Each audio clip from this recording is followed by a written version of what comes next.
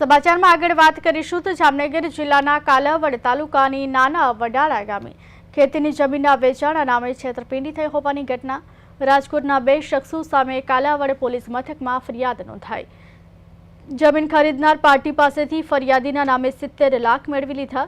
જમીનના મૂળ માલિક દવાખાને હોવાનું કહી જમીન લેનાર પાર્ટી પાસેથી 70 લાખ સેરવી લીધા। છેતરપિંડી કરતા મામલો પોલીસ મથકે પહોંચ્યો, જેથી ખેડૂતે રાજકોટના ગોપાલ કુટડિયા અને મોહન ભરવાડ નામના આરોપીઓ સામે ફરિયાદ નોંધાવી છે। ફરિયાદના આધારે કાર્યવાહી હાથ ધરવામાં આવી।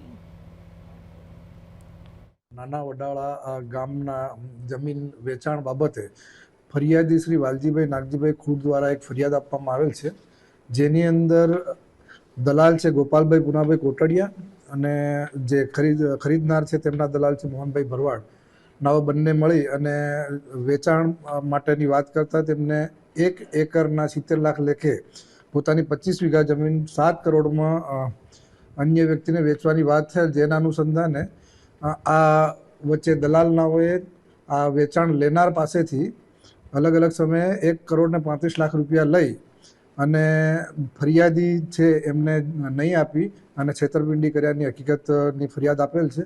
જે અનુસંધાને કાલાવાડ ગ્રામ્ય પોલીસ દ્વારા આ સામાવાળા ગોપાલભાઈ પુનાભાઈ કોટડિયાને પોલીસ હસ્તગત કરેલ અને તેમની પૂછપરછ હાલ ચાલુ છે અને તે સિવાય મોહનભાઈ ભરવાડને તપાસ કરી રહેલ છે।